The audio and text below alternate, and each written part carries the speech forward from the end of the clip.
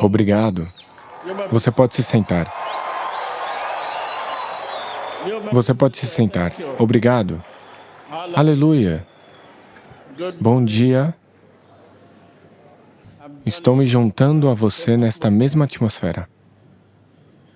A palavra de Deus tem a capacidade de nos vivificar espiritualmente. Diga ao seu vizinho, a palavra de Deus tem a capacidade de nos vivificar espiritualmente. Porque a palavra de Deus é Espírito. E porque é Espírito, é por isso que ela tem essa capacidade. Não é apenas uma questão de lá, lá, lá. Não, não, não. Está além disso. Está além disso. Quando você fala, ela vai. Ela não pode ficar em seus lábios. Ela vai e faz. Você diz que haja luz e você vê a luz, porque tem essa capacidade de nos vivificar espiritualmente. Vamos dar uma olhada rápida no livro de João 6.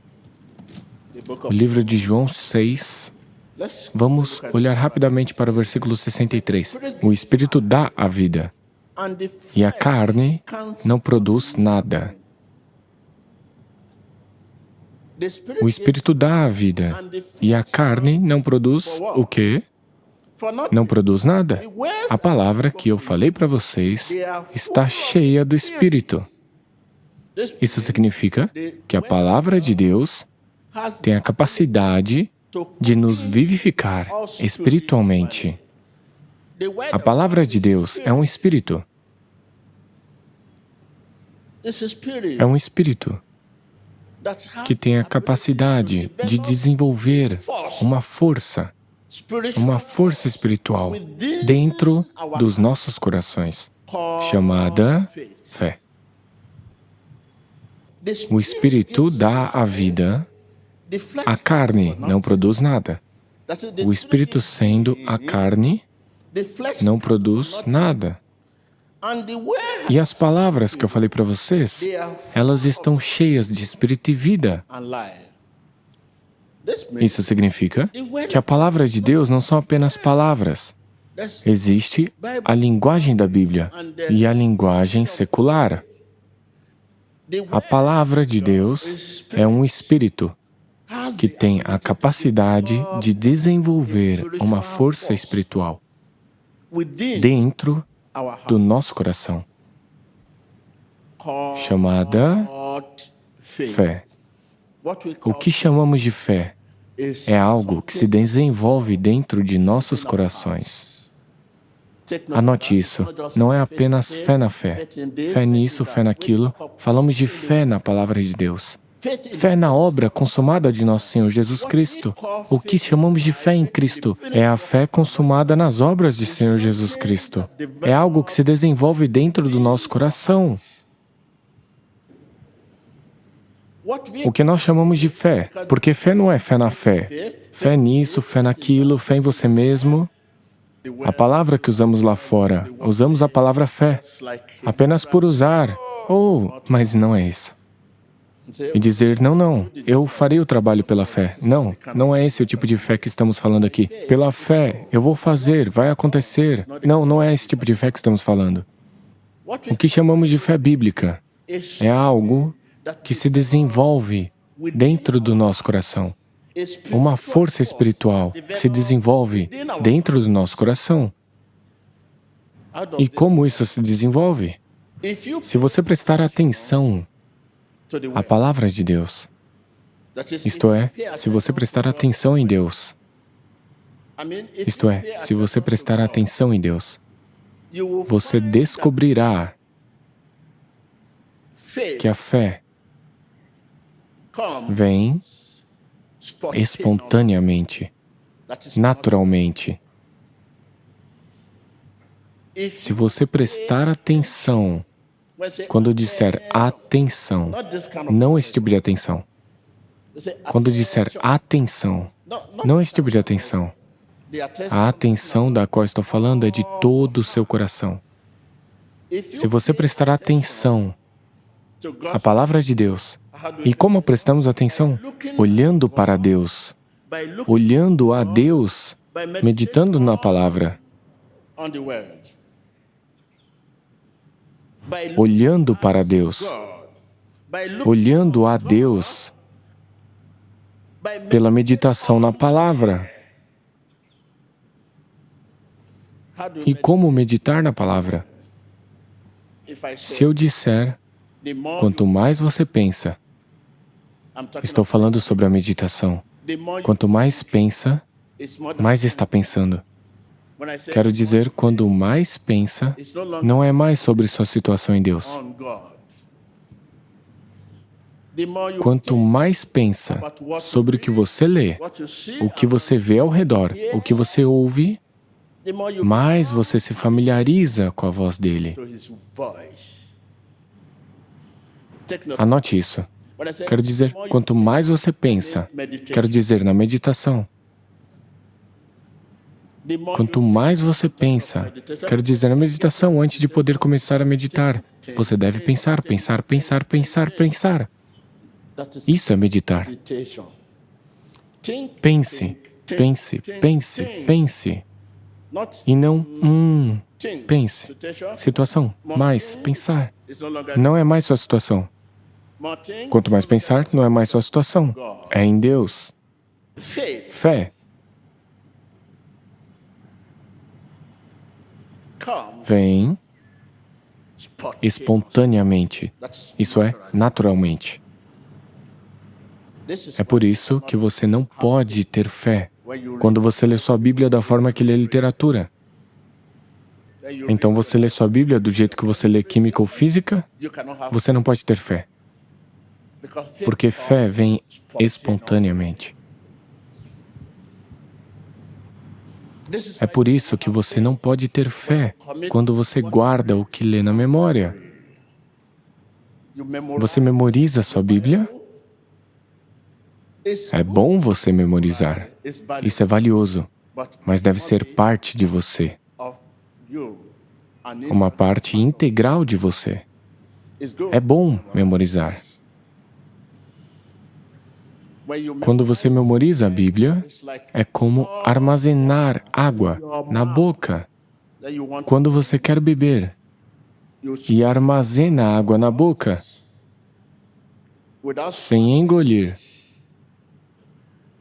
é um desperdício. Se a água ficar na sua boca sem engolir, é um desperdício. Então, da mesma forma, quando você memoriza a Bíblia, sem permitir que isso seja parte de você, para ser uma parte integral de você, isso é um desperdício. Você lê sua Bíblia, você começa a memorizar os versículos, nós memorizamos nossa Bíblia para pregar, para ensinar, não para viver. Viver a Bíblia é permitir que ela seja parte integral de nós. Fé se origina em Deus. Ela se origina em quem? Deus. Ela não se origina em nós mesmos. É por isso que quando você olha ao redor, olha para si, olha para todo lugar, você não consegue encontrar a fé. E apenas olhar ao redor, olhar para si mesmo, você não consegue encontrar a fé. Uma vez que você percebe que Deus é confiável, a fé vem. Ah, Deus é grande. Isso traz fé. Um pouco de fé. Ah, como isso aconteceu? Oh, Deus é grande. Quer dizer, Deus é confiável. Ele te deu um pedaço de fé. Você começa a desenvolver essa fé, e essa fé começa a crescer. Mais, outra vez. Ah, estou curado. Glória a Deus. Só pode ser Deus. Outra ação da fé. Sua fé está crescendo regularmente. Vem espontaneamente. É por isso que os teólogos, muitas autoridades bíblicas, não têm fé. Muitas Bíblias que vocês têm, os copistas não tinham fé. Eles são educadores, bons educadores. Eles são copistas, mas não tinham fé. Porque você tem a Bíblia, não significa que você tem fé. Porque você é um cristão, como você afirma, não significa que você tem fé. Porque você é um bispo, não significa que você tem fé. Porque você é um profeta, não significa que você tem fé. Porque você conhece a Jesus, não significa que você tem fé, até que Jesus te conheça. Diga ao seu vizinho, porque você conhece Jesus, não significa que você tem fé em Jesus, até que Jesus te conheça. Sim, porque você conhece Jesus, você prega Jesus e as pessoas podem ver sua boa pregação. Você conhece Jesus. Sua pregação não significa que você tem fé, até que Jesus conheça você. Jesus só pode nos conhecer por sua fé, não pela nossa fé. Pela sua obediência, não pela nossa obediência. Pela sua humildade, não pela nossa humildade. Você vê pessoas muito humildes, muito simples, mas isso não é de Deus. Você pode ver pessoas fiéis. Para você elas são fiéis, mas não para Deus. Pessoas podem ser muito obedientes, muito obedientes a você, muito obedientes. É um filho obediente, mas não para Deus. A Bíblia diz, isto eu dou a vocês, não como o mundo dá. Significa tudo que Jesus deu. O mundo também pode dar, mas exigindo algo.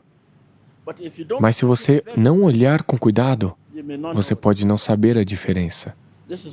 É por isso que estamos aqui hoje. Não sabemos a diferença entre isso e aquilo. Quando se trata de coisas do Espírito, somos ignorantes. Isto eu dou a vocês, não como o mundo dá. Significa tudo o que Jesus nos deu. O mundo também pode nos dar, mas com uma diferença. Qual a diferença? A diferença é o fim. O começo pode parecer o mesmo, o meio pode parecer o mesmo, mas o final é sempre diferente. O fim prova ser diferente.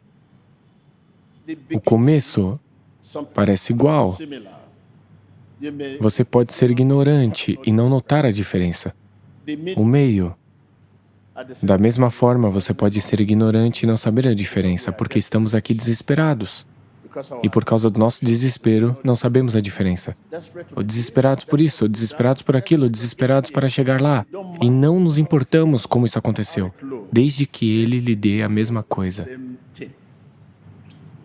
Se o que você está fazendo não vai ter um bom final, não tem sentido.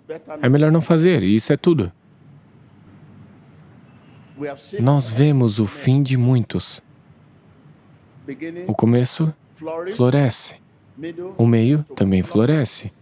Mas o fim, choro, lamento, tristeza. Nosso fim não deveria ser o fim quando passamos para a glória. Nossa caminhada não deveria terminar quando terminamos a jornada. Senão, ninguém vai se lembrar de você. Você está vivendo. Mas as crianças que ainda não nasceram não sabem que você está vivendo. Mas quando a jornada terminar e acabarem os registros, que valor teve? Se todos os esforços dos apóstolos terminassem no seu tempo, pessoas como eu não estariam aqui hoje. Eles pagaram um preço supremo para trazer o Evangelho, porque o Evangelho não terminou no seu tempo, no final da sua jornada. É por isso que essas pessoas, como eu, continuam aqui hoje para pregar o Evangelho. O que você está fazendo para ter certeza e acreditar que seu registro não irá terminar quando sua jornada acabar?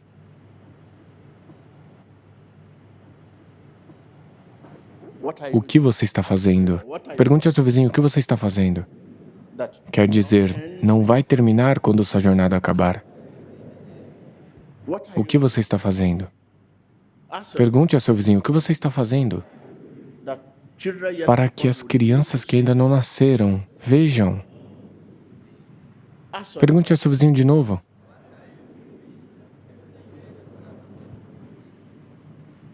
Essa é a pergunta para você responder. O que você está fazendo para que as crianças que ainda não nasceram vejam quando você terminar sua jornada?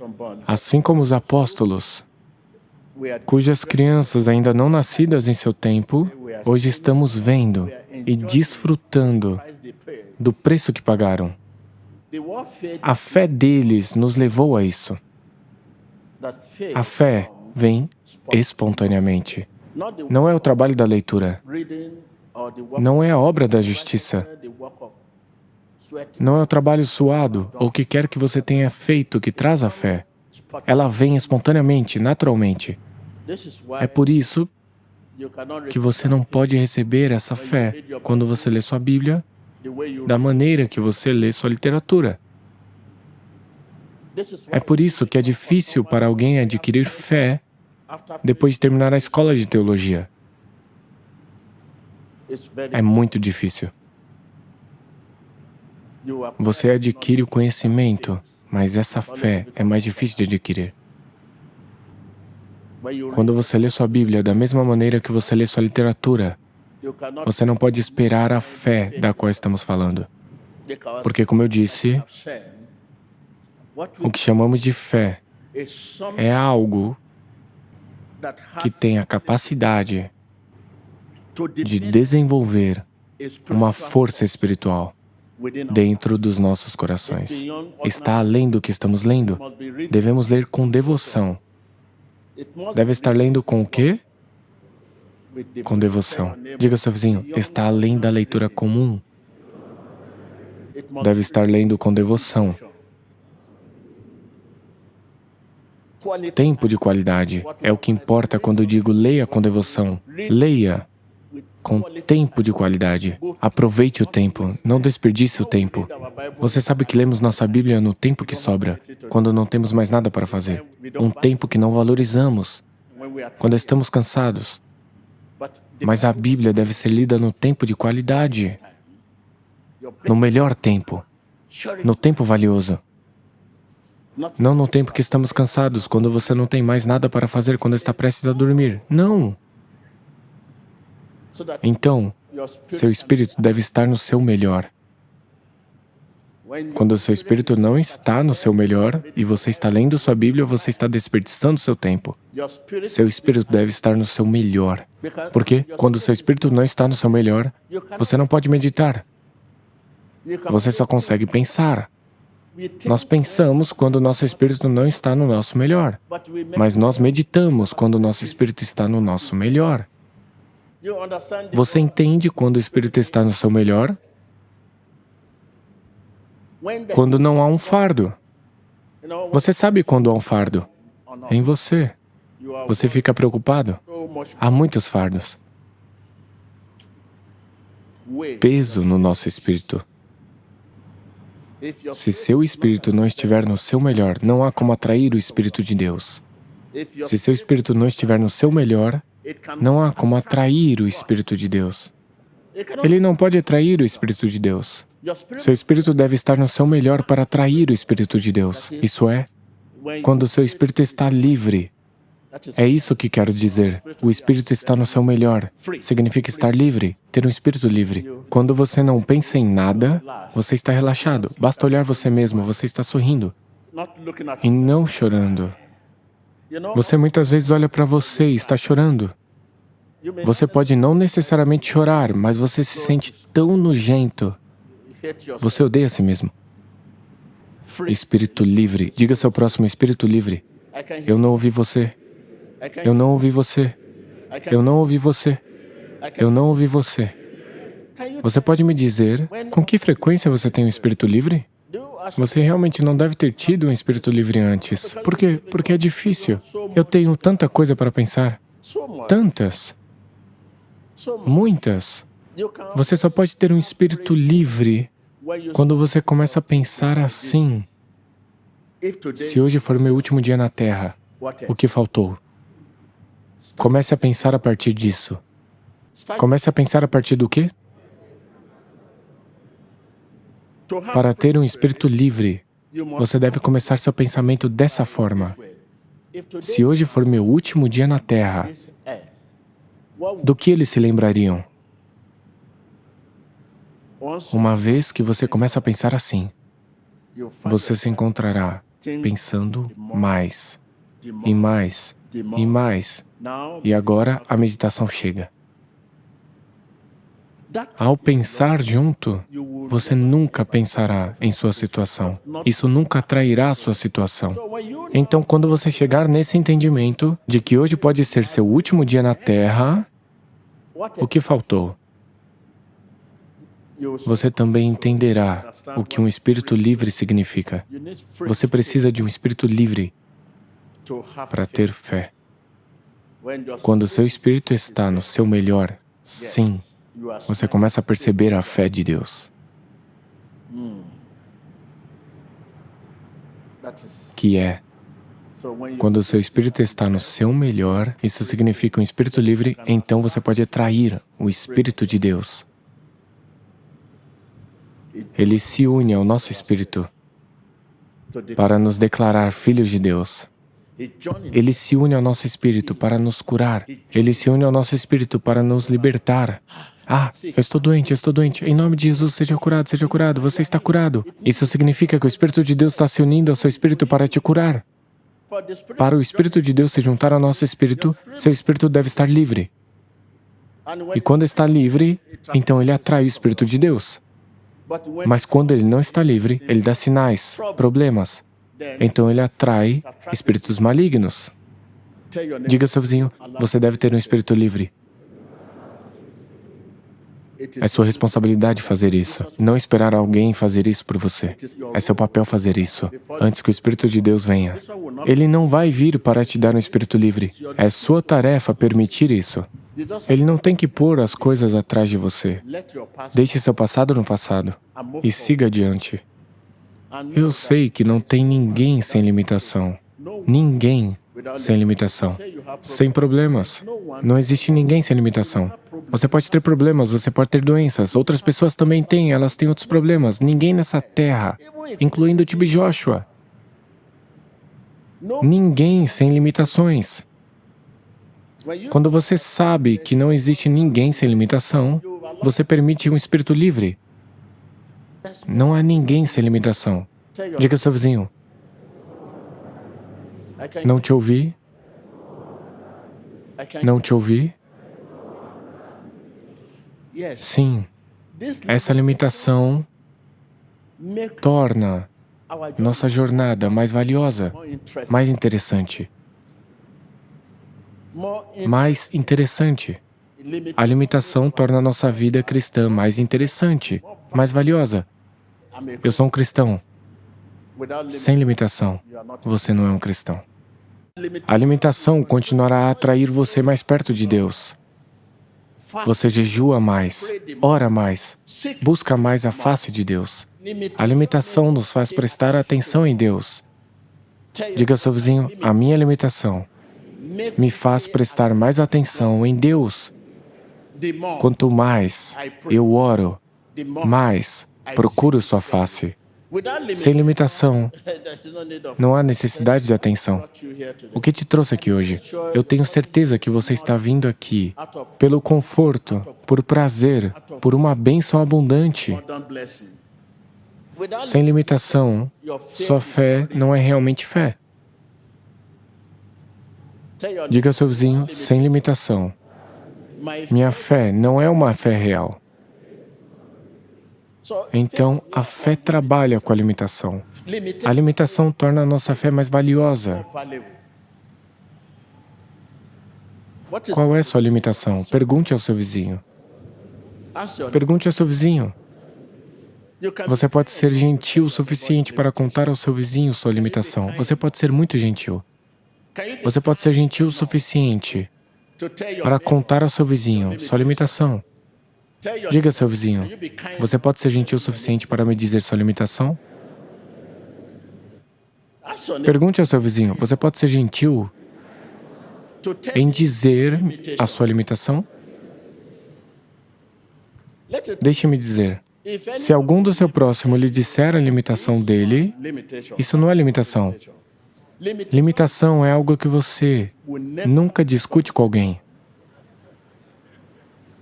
Quando você diz ao seu vizinho, essa é minha limitação, não é uma limitação, é uma situação. Se alguém disser não, limitação é isso, ele não vai dizer a limitação, ele está apenas lhe dizendo a situação. Limitação é algo que, quando você está orando a Deus para remover essa limitação, você está olhando em volta. E alguém bate na porta.